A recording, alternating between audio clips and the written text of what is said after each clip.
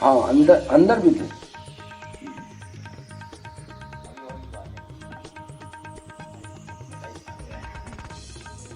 माननीय राष्ट्रपति,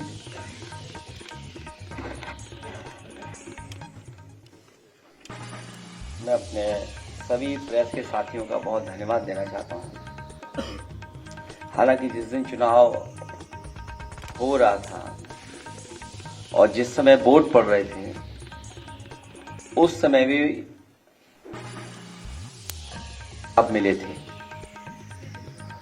बहुत सारे वीडियोस, बहुत सारी जानकारी लगातार मिल रही थी, जिसकी सूचना हम लोग आपको भी दे रहे थे और आज के समय पर जो सोशल मीडिया उसके माध्यम से भी चुनाव आयोग और संबंधित अधिकारी तक बात पहुंचा रहे थे। मुझे याद है, मैंने कुंदरकी के अपने समाजवादी पार्टी के प्रत्याशी उनका वीडियो देखा था। सुबह ही सुबह जब वो निकले हैं वोट डालने, तो उन्हें जानकारी मिल गई कि उनके बूथ के एजेंटों को निकाल दिया गया। पुलिस प्रशासन ने मिलकर के जो व्यवहार किया, और उनकी नियत और मंशा यही थी कि कोई भी समाजवादी पार्टी का एजेंट बूथ पर न रहे। इसलिए जानबूझ करके प्रशासन ने और खासकर पुलिस ने, वो भी निर्देश पर, सभी बूथ एजेंटों को लगभग निकाल दिया गया। और बड़े पैमाने पर जहां समाजवादी पार्टी के समर्थक थे, समाजवादी पार्टी के लोग वोट डालने जाना चाहते थे, जाते उन्हें रोक दिया गया। अगर मान लीजिए रोक दिया गया है वोटर को, तो वोट किसने डाले? अगर उन बूथों पर समाजवादी पार्टी का वोटर नहीं पहुंचा है, हमारे प्रत्याशी के समर्थक नहीं पहुंचे, आखिरकार वोट किसने डाला है? ये बड़ा गंभीर विषय है। और इसके साथ साथ दो तरह की पर्ची होना, लाल मार्क है और एक सामान्य रूप से ये जो पर्ची दी जाती है, ये लाल पर्ची, लाइन वाली पर्ची। उस दिन भी हम लोगों ने कहा था, जिस दिन वोट पड़ रहे थे, उस दिन भी इस बात को कहा था कि इस तरह की व्यवस्था कोई प्रशासन ने बनाई है और जिसके कारण इस तरह का भेदभाव किया है। यहां वो साथी बैठे हैं जिनका वोट था लेकिन वोट डालने नहीं पहुंचे। अभी जब विधायक जी अपने तमाम साथियों के साथ यहां आ रहे थे, पुलिस को जानकारी मिल गई, कई गाड़ियां इनकी बंद कर दी गई। सुबह से हम लोग लगातार कोशिश कर रहे हैं कि वो छोड़ दिए जाएं। कोई कारण नहीं है, उन्हें थाने में बैठाया हुआ है, सीतापुर में बैठाया गया। पहले एक थाने में रोका पुलिस ने, न जाने कहां से एसओजी की टीम आई, बैठा लिया उनको, उसके बाद दूसरे थाने में ले जाके बैठा दिया उनको। और इसलिए बैठा दिया कि कम से ये प्रेस से आमना सामना ना हो जाए, क्योंकि उन्हें पता था कि प्रेस होने जा रही है। एक और गंभीर घटना हुई है जिसके बारे में आपको जानकारी होगी, संभल की। सर्वे हो चुका था, चुनाव के चर्चा न हो पाए, हमारी आपकी प्रेस गड़बड़ा जाए, इसलिए जानबूझ करके सुबह सर्वे की टीम भेजी है, जिससे माहौल खराब हो जाए, कोई चुनाव पर चर्चा न कर सके। और जो जानकारी मिल रही है उसमें जानकारी है कि कई लोगों को चोट पहुंची है, कई लोग घायल हैं और एक नौजवान नईम, उसकी जान चली गई है। आखिरकार जब सर्वे हो चुका था मस्जिद का, तो दोबारा सर्वे क्यों करा ये सरकार? और वो भी सुबह और बिना तैयारी के। कानूनी और कोर्ट के जो प्रोसीजर, उसमें मैं नहीं जाना चाहता हूं कि दूसरे पक्ष की सुनवाई ही नहीं है, कोई सुनने वाला नहीं है दूसरे पक्ष को। और ये जानबूझ के इसलिए किया है कि आज किस बात पे चर्चा हो, किस इमोशन पे चर्चा हो। ये जानबूझ करके सरकार ने कराया है। ये जो संभल में हुआ है, बीजेपी सरकार, प्रशासन सब ने मिलकर कराया, जिससे कि चुनाव के धांधली पर, चुनाव की बेईमानी पर चर्चा न हो सके।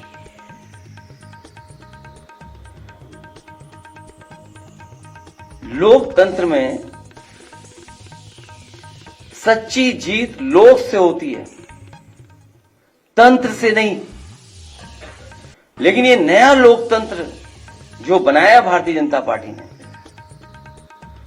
उसमें लोगों को वोट नहीं डालने दे रहे हैं, अपने तंत्र को आगे कर दे रहे हैं। और जब कभी भी निष्पक्ष जांच होगी, जिस समय निष्पक्ष जांच होगी और तमाम वीडियोस जो या सीसीटीवी के माध्यम से जो रिकॉर्डिंग होती है बूथ की, जब उसकी सच्चाई सामने आएगी तो पता लगेगा कि वोटर्स ने वोट नहीं डाला। वहां के कौन वोटर बन गए ये भी किसी को नहीं पता। बूथ के अंदर किसने वोट डाला किसी की जानकारी नहीं है। जिस जीत के पीछे छल होता है वो दिखावटी जीत का छलावा होता है। जो सबसे ज्यादा उसी को छलती है जिसके छल करके जीत का नाटक रचा है। ये पूरा नाटक है इनका, भारतीय जनता पार्टी का। ये जश्न मनाना, लड्डू के नीचे लड्डू को रखने वाली जो वो थोड़ा बहुत जो मिठाई वाले लगाते हैं, बिना हटाए लड्डू खिला देना, ये सब नाटक था। ऐसी जीत जीतने वालों को कमजोर करती है, नैतिक रूप से उनके जमीर को मार देती है। बिना जमीर के जीने वाले अंदर से खोखले होते हैं। ऐसे लोग सबके सामने अपने को ताकतवर दिखाने की कोशिश करते हैं, लेकिन अकेले में आईने में अपना मुंह देखने से भी डरते हैं। भाजपा का हारने का डर तो उसी दिन साबित हो गया था जिस दिन उसने पीडीए के अधिकारी कर्मचारियों को चुनाव से हटा दिया था, जिससे इनके अपने लोग वहां सेट किए जा सकें और धांधली की गवाही देने वाला कोई न हो। हमने तो भाजपा की बदनीयत को समझकर तब ही विरोध किया था, लेकिन जब शासन प्रशासन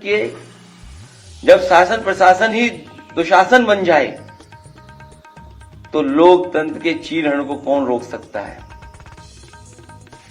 ये बेईमानी कोई नई नहीं है इनकी।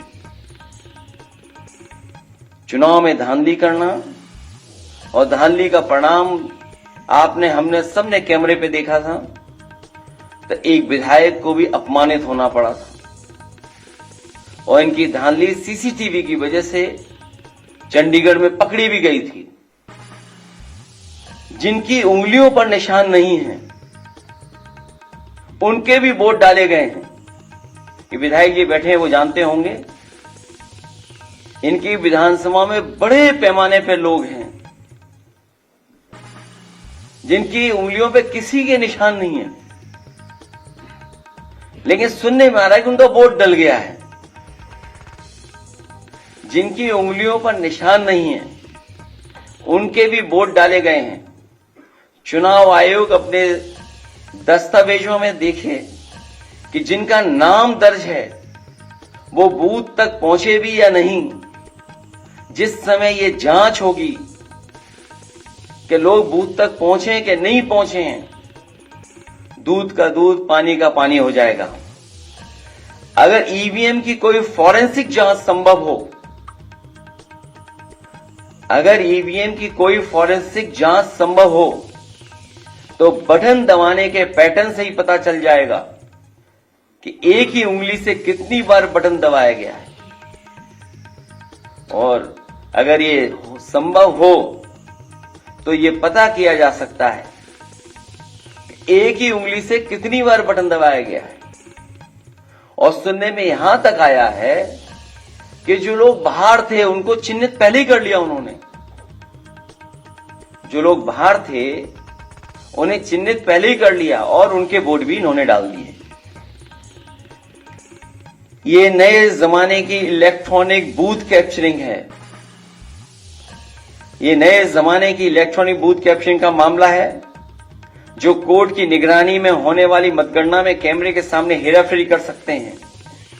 वो अपने लोगों के बीच बूथ के बंद कमरे में क्या नहीं कर सकते। अगर पीडीए के अधिकारी कर्मचारी बदलकर धांधली न की होती तो भाजपा एक भी सीट के लिए तरस जाती, जैसे कि लोकसभा चुनाव में हुआ था।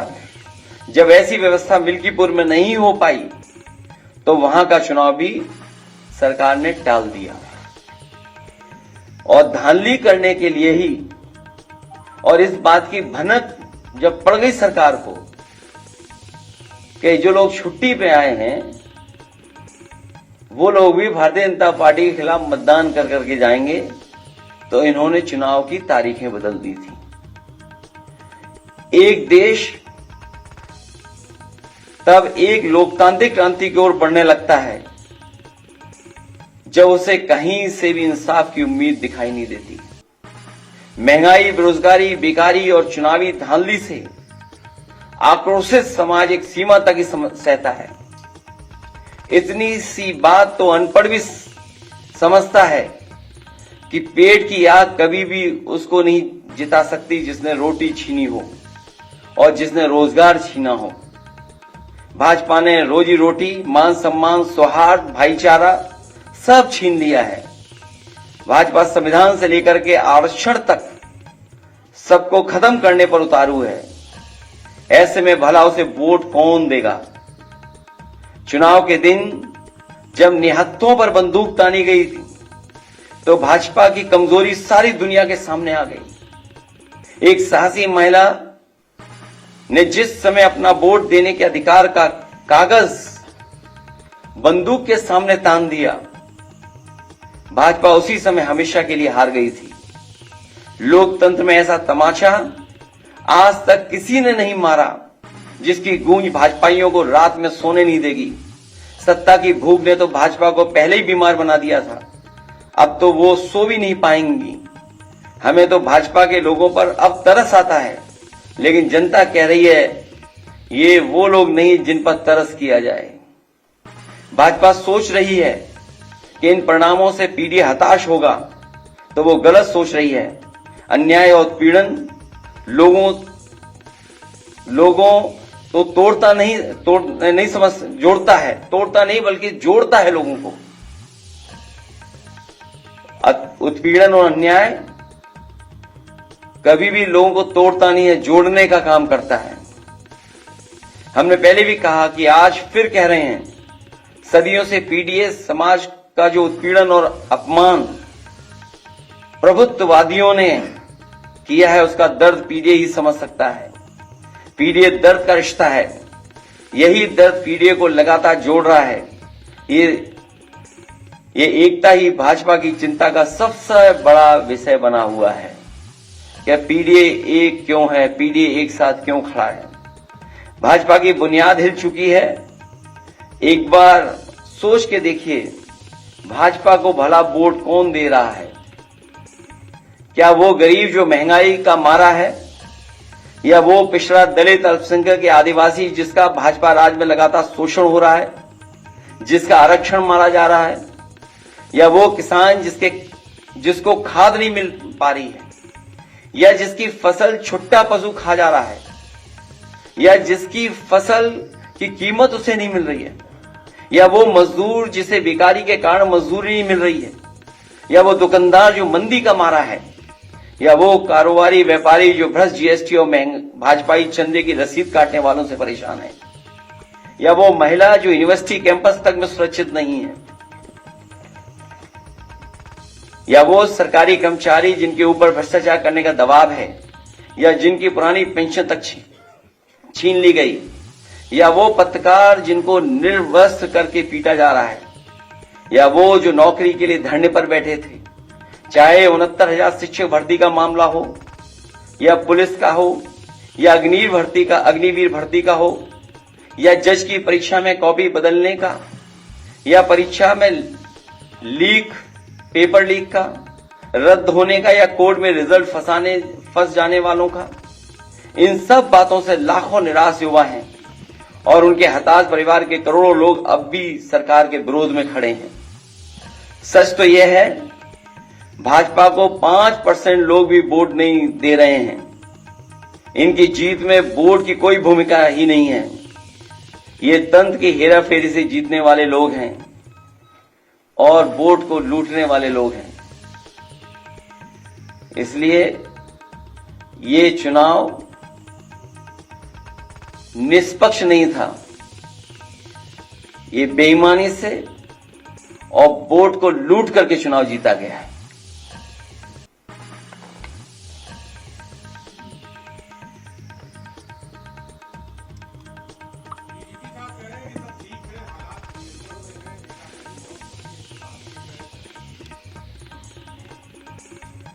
इसीलिए वो कार्यवाहक हैं,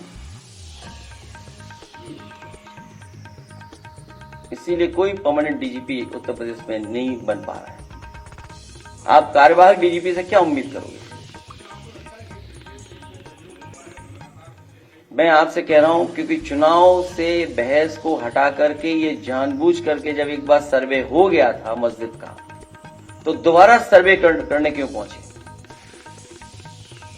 जो सर्वे हो चुका था उसके बाद दोबारा सर्वे इसलिए करने गए क्योंकि चुनाव की धांधली पर बहस न हो, चर्चा न हो। जो चुनाव में इन्होंने वोट को लूटा है, आप कल्पना कीजिए, जो लोग यहां पर अपनी बात बताने आ रहे थे, कहने आ रहे थे कि उन्हें वोट डालने नहीं दिया गया, उनका वोट डाल दिया गया, उनके हाथ में इंक नहीं है, उंगली पे इंक नहीं लगाई किसी ने, लेकिन उनका वोट डल गया।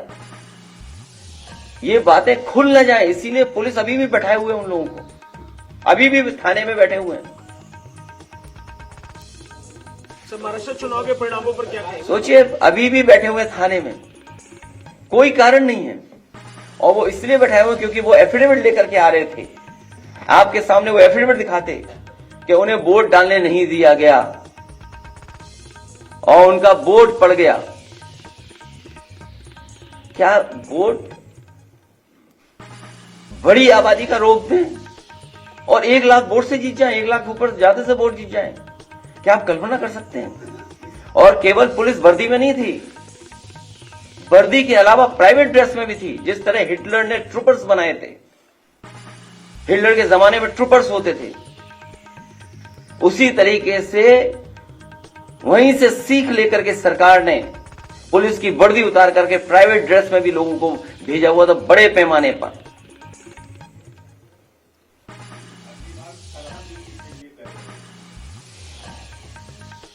अगली बार कुंदड़की 1 लाख से ज्यादा वोटों से हराएगा।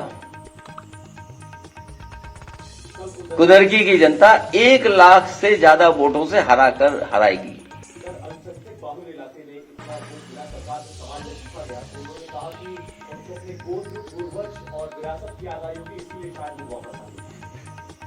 इसीलिए उन्होंने थानों में बैठाए हुए लोग जो यहां मिलने आने वाले थे, पूरी पुलिस लगी हुई बैठा दिया उन्हें। ये तो सब दिखावा है अपनी बेईमानी को छिपाने के लिए। चुनाव आयोग को शिकायत की और शिकायत की जाएगी इसके बाद। और ऐसे अधिकारी जिन्होंने चुनाव में बेईमानी की है, उनका कागज पीछा नहीं छोड़ेंगे, कागज पीछा नहीं छोड़ेगा। सरकार से ये भी तो पूछ लेते कि जो अधिकारी वहां पोस्ट हुए थे, क्योंकि पोस्ट नहीं हो पा रहे थे, उनसे साठगांठ नहीं हो पा रही थी, इसलिए चुनाव बढ़ा दिया था उन्होंने।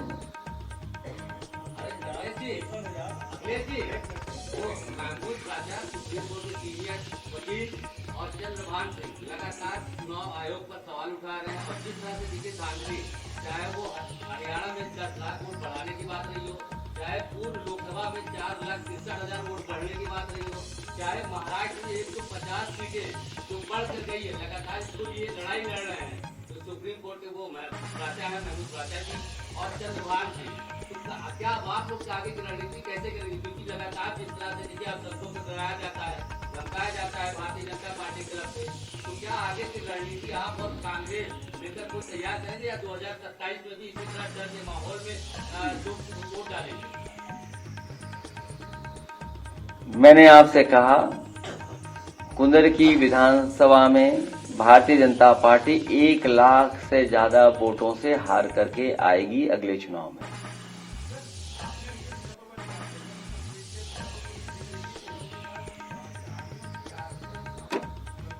तो यात्रियों को बैठा लोगे आप? नहीं, आप भी बताइए, ये कौन सा एक्ट है बताओ?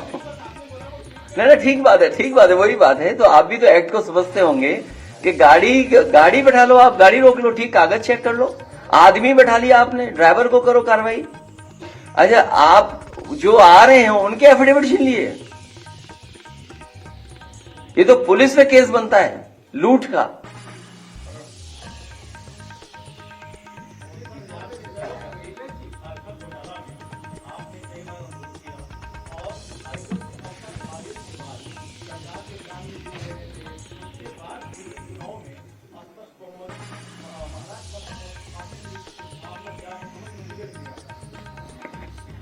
ऐसी स्ट्राइक रेट कभी देखी आपने जो बीजेपी की स्ट्राइक रेट इस बार दिखाई दी है चुनाव में? अभी तक के चुनावों में किसी भी पॉलिटिकल पार्टी की ऐसी स्ट्राइक रेट देखी आपने? और हमारे एक साथी ने ठीक कहा कुछ पहनावे को लेकर के, जिस पार्टी को हमेशा पहनावे पे शिकायत रहती थी, कौन क्या खा रहा है इस पे शिकायत रहती थी, वो क्या दावा कर रहे हैं? और सच्चाई तो यह है कि इन्हें बूथ तक नहीं पहुंचने दिया। इनकी उंगलियों पे निशानी नहीं है। चंडीगढ़ में आपने धांधली नहीं देखी? सीसीटीवी नहीं होता अगर, तो क्या वो आईएएस अधिकारी पकड़ा जाता? इसीलिए मैंने कहा कि नए तरह की ये इलेक्ट्रॉनिक वोटिंग मशीन से लूट और बूथ कैप्चरिंग है। आपको पहुंचने ही नहीं देंगे वहां तक। जो सीटों पर वोट डाला है, कितने संघर्ष के बाद वोट डाला है कार्यकर्ताओं ने। मैं बधाई देना चाहता हूं अपने कार्यकर्ता और जो मतदाता जो वोट डालने गए हैं, कितने संघर्षों के बाद भी वो बूथ तक पहुंचे और वोट डाल करके आए। क्या बीजेपी के किसी कार्यकर्ता को रोका गया? ये उनकी स्ट्रेटेजी थी। आप एक एक बूथ उठा के देख लीजिए बीजेपी का। उन्होंने बूथ कैप्चर करके 90% ज्यादा वोट डाल दिया अपने बूथ पर। हमारे बूथों पर कितने परसेंटेज है? 13%, 12%, 11%, और उनके बूथ पे 90% वोट पड़ गया। एक ही जिले में, एक ही विधानसभा में। क्या पुलिस गोदी में उठा के ला रही थी वोटरों को? इसका मतलब तो यह हुआ कि पुलिस के लोग भारतीय जनता पार्टी के वोटरों को गोदी में उठा करके वोट डलवा रहे थे, मना रहे थे कि वोट डालने जाओ।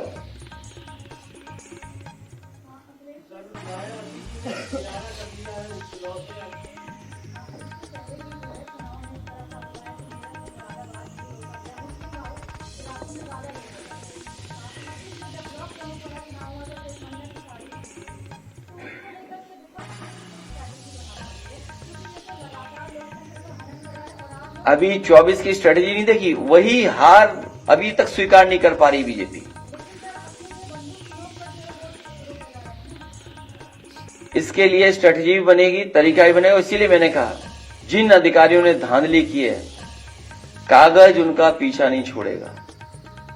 सीसीटीवी या जो हमारे समाजवादियों के पास बड़े पैमाने पर रिकॉर्डिंग है, उन सबको चुनाव आयोग के सामने रखा जाएगा। उसमें मुझे उम्मीद है कि आप लोग भी सहयोग करेंगे। समय समय पर आप भी समाजवादी पार्टी का सहयोग करें लोकतंत्र मजबूत करने के लिए। उन वीडियोस को जरूर चलाएं आप लोग भी। किसका 24 में कर लिया था क्या इन्होंने? अभी तक अयोध्या की हार से नहीं उभर पाएंगे लोग। सच्चाई तो ये है। और सोचिए, जब अयोध्या हार सकते हो, कह रहे हम कुदर की जीत गए, जहां पे वहां आम वोटर ने रिजेक्ट कर दिया हो, और क्या कहते हैं कुंदर की जीत लिया, हमें कुंदर की वोट दिया है। जिनके अपने वोटरों ने, इनके अपने वोटरों ने रिजेक्ट किया है, जहां पर मिल्कीपुर में चुनाव नहीं करा पा रहे हैं। इसीलिए मैंने कहा कि अगर फॉरेंसिक लैब में ये बात चेक हो जाए कि ईवीएम की मशीन के बटन किसने दबाए हैं, तो आप पाएंगे कि एक ही व्यक्ति बटन दबा रहा होगा। अब बात बहस आगे नहीं करिए। हमारा व्यू पॉइंट लोकसभा में मैं बोल चुका हूं, वही हमारा है जो मैं लोकसभा में बोल चुका हूं।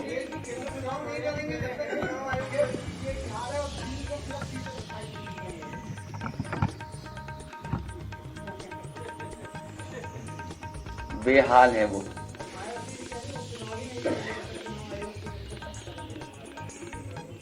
अब उपचुनाव हो गई नहीं, अब उपचुनाव कोई होगा ही नहीं, एक होगा बस। सर महाराष्ट्र और झारखंड चुनाव परिणामों पर क्या कहेंगे सर?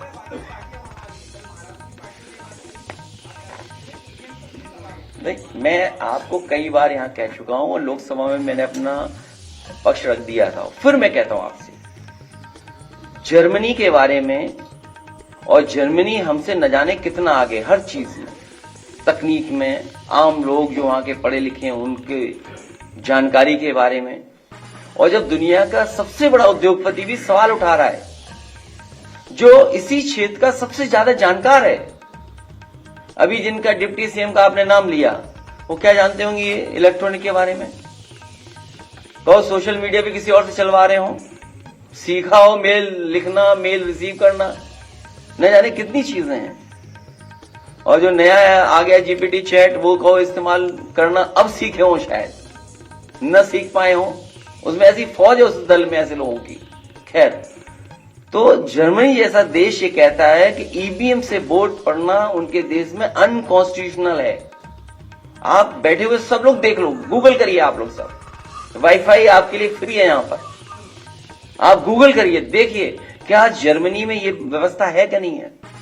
जब जर्मनी जैसा देश ईवीएम को स्वीकार नहीं कर रहा है, तो जो दल सवाल उठा रहे हैं स्वाभाविक है।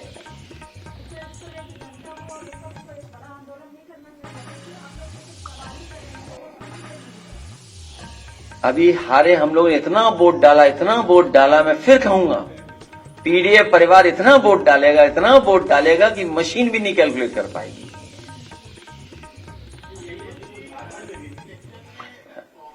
कभी कभी कुछ छोड़ देते हैं कुछ लोग। देखिए, मैं इस पे बहस में नहीं उलझना चाहता हूं कि कहां क्या है, हमारा एकदम क्लियर है उसमें व्यू पॉइंट कि हम इसके खिलाफ हैं, इस व्यवस्था के खिलाफ है। चुनाव आयोग ने निष्पक्ष चुनाव नहीं करा पाया, तो क्या लगता है आप उनकी चीजें लेके जाएंगे? हमें व्यवस्था पे, सिस्टम को तो स्ट्रेंथन करना हमारी आपकी दोनों जिम्मेदारी है। कुमार के ऊपर लगातार आरोप लग रहा है, कई बात के कई सीनियर लीडरों। देखिए, ये पक्ष आपका ठीक है, लेकिन हमें और आपको जब मौका मिले इंस्टीट्यूशन कैसे बेहतर हो, इंस्टीट्यूशन को कैसे स्ट्रेंथन करना, ये काम करना पड़ेगा। और उस इंस्टीट्यूशन में जो खराब लोग हैं उन्हें समय समय पे कटघरे में खड़ा करना पड़ेगा।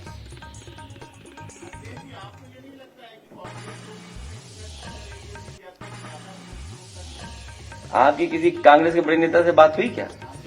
तब ठीक है, तो उनसे पूछ लेते मांगी क्यों नहीं। तो उन्हें तो पता है हमने दी थी सीटें। अगर ये बताओ, सबको बता दो, अगर आप बातचीत हुई है तो कौन कौन सी सीट दी थी मैंने। नहीं, जब आपकी बात हुई है, सब जानकारी है आपको, फिर हमसे क्यों पूछ रहे हो? हमने तो सीट दी थी उन्हें। चलिए, बहुत धन्यवाद आपका, बहुत धन्यवाद।